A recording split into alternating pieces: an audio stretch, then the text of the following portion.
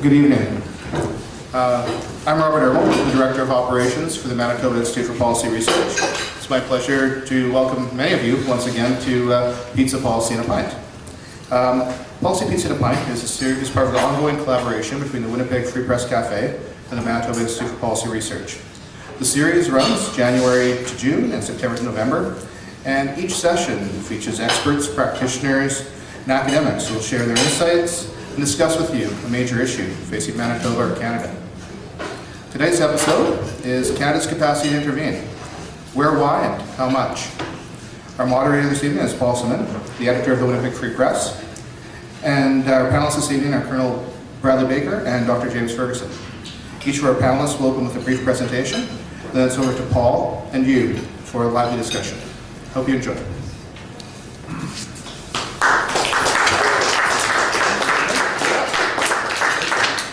Can you hear me? That works.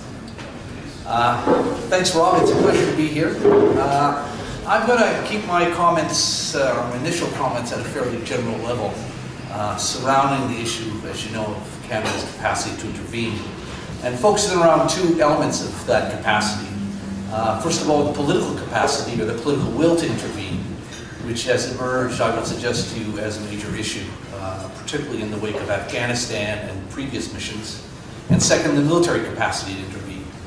What has been the operational impact on the Canadian forces of what I would call roughly or nearly 23 years of almost uninterrupted interventions overseas. If you want to date back to the end of the Cold War and the Canadian intervention into Yugoslavia as part of the UN Protection Force, initially Canada's involvement in the Gulf War in 1991, and of course as well Canada's intervention into Somalia, and then the series of interventions that have followed, which are now in a sense wrapping up in Afghanistan, but of course we are now intervening for humanitarian reasons into the Philippines, which I'm not going to talk pretty well at all about. I'm going to put it in terms of what I call three dilemmas or three conundrums that the nation faces over the issue of future interventions. The first one is directed towards what has been the impact of intervention on the public in Canada, on Canadian public opinion and Canadian political attitudes about the employment of the Canadian forces overseas. And the conundrum or dilemma here is that it cuts both ways. In one sense, I would suggest to you the public is weary of intervention. I noted that nearly 23 years of uninterrupted intervention. The public looks out and wonders, has it been worth it? What has really been gained? Largely driven for humanitarian reasons with political forces underneath. But if you look at a lot of those interventions, and particularly the big question mark around Afghanistan, what will happen when Canada finally withdraws next year and NATO pulls out and the Americans would not necessarily withdraw entirely, but certainly downsize significantly in Afghanistan. After more than 10 years of war in Afghanistan, of which the Canadian forces have been actively involved for most of the period, costing lives, national treasure, is it going to make a difference? And if it doesn't make a difference, why would the public sort of think at the end of the day we want to do this again? Yet at the same time, the Canadian public has this sense of a desire to do something. If you like, a product of 50, 60 years since the end of World War II, of an internationalist foreign policy, a desire to deploy overseas, to help others for non-selfish reasons. And hence you get these two different impulses. One, maybe we shouldn't. On the other hand, maybe we should. And of course, this is the government who has to turn and think when it contemplates future interventions, where will the public stand on this? The second dilemma I would put to you, or puzzle, is the government puzzle. In the context of the reality of Canada on the world stage, Canada is not an influential actor. We don't dictate the international political agenda. We respond and react to it. And intervention is a product of the opportunities that emerge on the international agenda for countries like Canada to be involved. And within that context, Canada also has a certain preference to intervene with a certain set of allies and close friends, especially the United States. So it's a function in one way of what the Allies respond to in terms of whatever future events across the spectrum of a humanitarian crisis, from a disaster relief crisis up to a civil war. If you think of the case of not intervening in Syria, if the international community through the United Nations doesn't go, if our allies aren't going to go, the likelihood that Canada will go becomes very small, yet even then Canada has to deal with, or governments have to deal with this impulse to do something, to do good overseas, I like to call Canada. Canada, the self-image we have of Canada the good. And that, of course, then is a flip side to that dilemma. Where are the opportunities and who we would go with? And the reality that when we go overseas, there's an image emerges of Canada being subordinate or dependent upon others, particularly the United States, which, of course, carries its own political baggage with it. For any government of Canada, regardless of political stripe, no matter who the next government is in the future. The image of truly doing good, but the potential image of being seen as simply responding to the desires, the wishes of our allies, and particularly the United States.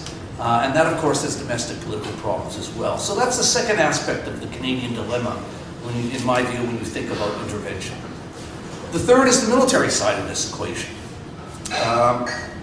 One thing is very clear, that the interventions of the post-Cold War era have transformed the Canadian forces. The Canadian forces were a static military deployed, if you will, in Western Europe, designed as part of the Allied deterrent of the Soviet Union. It never really went anywhere. Certainly there were small peacekeeping missions, very benign missions, but Canada really wasn't involved overseas, as we've seen in the past 20 plus years, particularly in combat situations. The net result is you have developed a capacity, a capability, particularly enhanced by the Afghanistan experience, by the demands of Afghanistan, that you have an effective intervention tool. This is an army in particular, but all the forces geared for expeditionary operations, with experience and lesson learned from all these operations, which drives them, if you will, provides the government with an effective tool, but not only in terms of the capacity to actually intervene, but also in terms of the value politically of the Canadian forces. If you go back to the second dilemma, one of the key aspects of working with our allies, Canada never intervenes alone, is partially driven by the value attached to Canadian forces.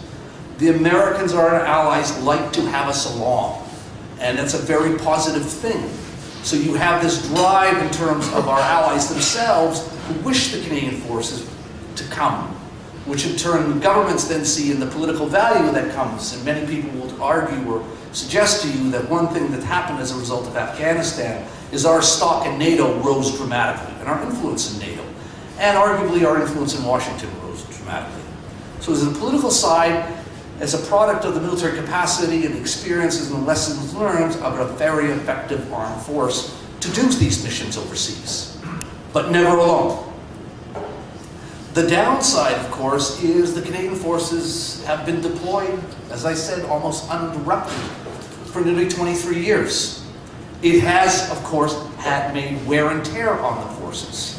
I would suggest to you that the entire Canadian Army, the operational arm of the Canadian Army, has been deployed more than once, if not twice, 3 times into Afghanistan. We're a small military, one of the reasons we can't intervene alone.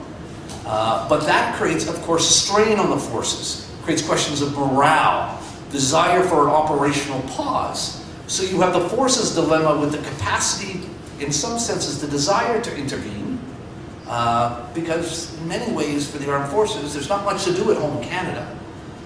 The issues are mostly all overseas. We have traditionally been an expeditionary military, and we've deployed overseas and structure our forces for overseas. But at the same time, the impact of this operational tempo and this morale, on the morale question and where to go in the future, in terms of what impact it can have on recruiting, on future elements of the armed forces, are important considerations as well, which cut again both ways for the Government of Canada, for Canada's armed forces. So what does it mean at the end of the day? Well, I would suggest to you what it means after all these years is that for political reasons, Canada will continue to take every opportunity to intervene. We're a joiner. We want to be there. It's good for prestige domestically and internationally. We have the capacity to intervene, but because of other elements, particularly the strain on the forces, the questions of national treasure in the threat environments, Canada's interventions are going to be, I would suggest, at least for the near-term future, very small. Most people will point out to you the Mali example. The Allies went, France went, the Americans supported them, and we couldn't stay out, but we sent a C-17 to support them and did something on the margins.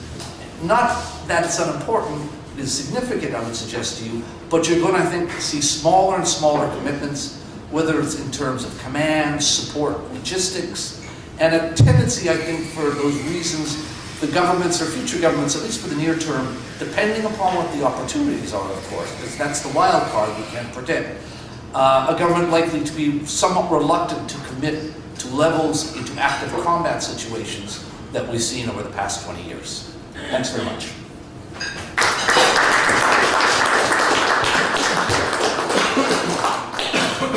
Good evening. Thanks for everyone for coming. Thanks, Rob, for inviting us. Certainly, thanks to the Free Press for hosting. I'm always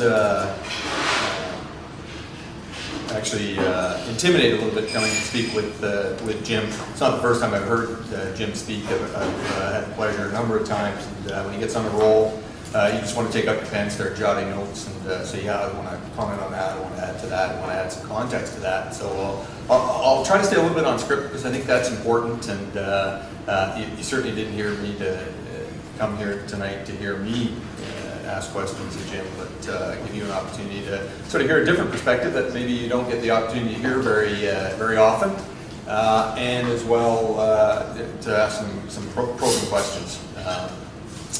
Rob described himself as a director of operations, and that's exactly what I am as well right now at the 17 Wing Winnipeg. I'm the director of operations for the entire Air Force. I certainly have bosses like we all do, so I'm not for a minute suggesting I go it alone, but every day the Air Force is involved in some type of intervention activity. Now I'll add a little bit more context to that as we go forward, and I'll focus a little bit more on the Air Force because that's where I'm nested, that's where I have the most experience from a career context. I did spend 15 years flying helicopters as a navigator off the backs of ships for the Navy.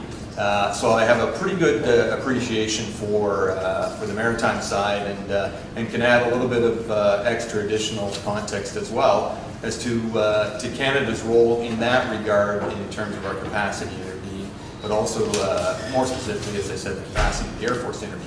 And a couple of things I just sort of like to throw out there as statistics. The Air Force headquarters, operational headquarters, is actually located here in Winnipeg. It's got 600 people in that headquarters. I have a team that I work with daily that's about 70 or 80 people, and we're responsible to manage all of our overseas operations on behalf of the commander of the Air Force. We manage all of the search and rescue, air side of that, and I'll add a little bit more detail to that in a bit, because that's a very large, very valuable mission, and it is also about intervention. We also do all of our domestic operations, and then there's that whole other category of contingency operations that I'll speak to in a minute when it comes specifically to Canada's capacity to intervene in the context of what we're doing in the last few days. That it's certainly out there in the press right now, but I will add a little bit about process, and I think the value of sessions like this is to really be able to educate everybody, as it's certainly been educational for me in the last 5 days, on the process of how Canada, government and the public of Canada has put in place a system that allows the military, as one of our instruments of national power, to go out and, as Jim described, do good things, hopefully, for not just the citizens of Canada, but for the rest of the country. So, as I said, operational headquarters is here in Winnipeg. In the Air Force, we have about 16,000 people all across Canada and deployed overseas. About 350 airplanes, and that 16,000 people, not a large number by any means. There's certain U.S. air bases in Germany, for instance, in that area, that may have nearly that amount of people that are actually responsive to its operations alone. So we're not big. That's all of our uniformed folks, reserve and regular force, as well as the civilians. 350 airplanes sounds like a lot, but when you start to factor in training and some of our larger fleets that we need for the conduct of various types of operations, it's not a big Air Force by any means. So that's kind of the context in which the Air Force does its business. Picking up on what Jim said as well, as an instrument of national power, the Canadian military, Canadian Armed Forces, is one of those instruments, and we essentially only get called into action, respond to what the government requires us to do. Which is a very important aspect. We're not independent in that sense that we're out making plans and executing operations, except in areas that the public and the government have said, this is what we want you to do. And as Jim indicated, it's very unusual that we would be actually involved in that type of activity without partnering up with some of our formal allies, and by that I mean NATO. We also have, as I'm sure everybody is aware, NORAD binational agreement, and the Canadian NORAD region, which is responsive to the overall North American air defense command and control system, is actually located here in Winnipeg as well. So my boss, Major General St. Amand, is the commander of the Canadian NORAD region. That's a very important activity, but again, that's something that's very much rooted in the political management oversight that's in place in Canada. And as well, there's the UN and any of the other potential coalitions that form to conduct operations. And Jim described at length our long history of intervention in some of the very visible and topical areas such as Afghanistan, Libya, Yugoslavia. And he's absolutely right, in particular with Afghanistan. A significant amount of time that we were there conducting operations. Yes, it certainly is the kind of activity that the government has supported in the past, where you get a bit of an operational pause and you try to allow the government to let you regenerate forces over time. But it has been a good number of years where we've been involved in that type of intervention overseas. But they're visible, but I have to say as well, and would like to add that from a Navy perspective, we have had ships all over the world for at least that many years and longer, participating with the NATO alliance, or just conducting some of the multinational operations to counter piracy, counter human smuggling that might be taking place in certain waters, to assist in overseas operations in places such as Haiti. We are at this very moment putting together an air bridge and deploying Canada's contribution to the disaster and the relief in the Philippines. The government has tasked us to put out into the Philippines the disaster assistance response team. At present on the ground right now, we have one of our jets that took over the interdepartmental task force's strategic support team that is conducting a recce right now. We have our humanitarian assistance recce team there as well that just arrived on the ground on one of our C-17s in the past 4 hours, and they are conducting the initial recce of where best, working with obviously the other agencies in the Canadian government, because we don't act alone even within our own government response to that type of activity. So it's all running through DFAT-B. And in that joined up manner, we're conducting a recce over there as to see where best we can apply some of those humanitarian and disaster assistance response teams, whether it's water purification, any number of activities. As that unfolds and as we flow the larger disaster assistance response team into theater, we will hopefully make a difference. And so when you think of in terms of capacity, that's kind of what I'd like to focus a little bit on. We have C-17s, large cargo planes. We did participate in a bit of a logistic support process to the countries that were operating in Mali, and we're actually still doing that today. We get requested to provide that type of heavy transport support into a place like Mali. Those aircraft were originally purchased to support our efforts in Afghanistan because of the distances involved and the challenges of conducting airlift operations of that magnitude over that distance requires that kind of capacity. So we have that. We have smaller other transport aircraft that provided residual capacity as well. But I think from an Air Force perspective and from a recent operations perspective, that's, I think, one of the areas that we make the most visible difference as well to the actual places that we're going to intervene within, supported obviously and tasked by our government, and that's to make people's lives better, whether it's Mali, whether it's Haiti, whether it's the Philippines, whether it's within our own borders. I can recall very, very few summers or winters where we have not been requested by the government, provincial or federal, to respond and intervene in disaster areas within Canada. Last summer, very notable one obviously in Alberta, where some of the flooding affected tens of thousands of Canadians, where the military was one of the first responders on behalf of initially in a search and rescue capacity, and then as the provincial requests flowed in to support, and we have a very good process within our government systems to release release military forces to be able to support in instances like that. It's responsive, it's effective, and it's unfortunately, because of the numbers of floods, forest fires, snowstorms, and other activities of that nature, we're actually getting very good at it, very responsive.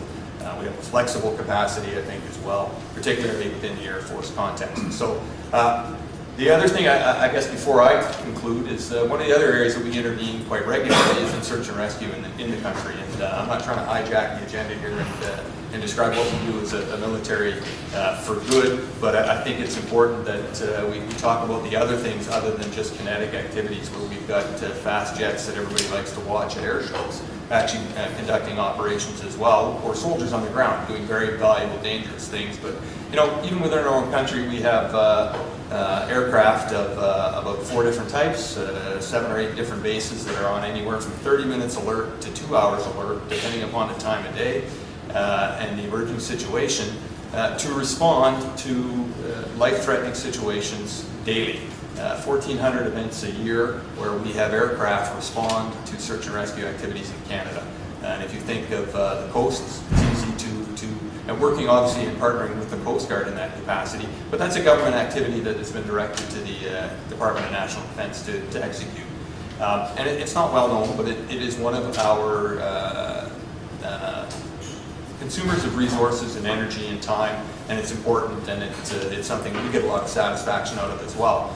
And if you think of the expanse of our country and the challenges of getting a rescue response to the Arctic, which is going to increase in its complexity as those waterways, particularly up north, open up and become more accessible to people, that challenge will become increasingly problematic, and so that intervention within Canada is also an activity we're involved in. So I'm gonna conclude it there. Hopefully I stayed a little bit on topic and gave you a different perspective than the purely political one, and happy to talk process as well in terms of when we talk capacity and intervene from a military perspective, how your government actually gets engaged in that and supports citizens of Canada. So thanks very much. Thank you, everybody, for coming to tonight's Policy Pizza and a Pint. Hope you enjoyed the discussion. We'll be back again in January. Check your inboxes and we'll let you know what's happening next. Have a great night. Thank you.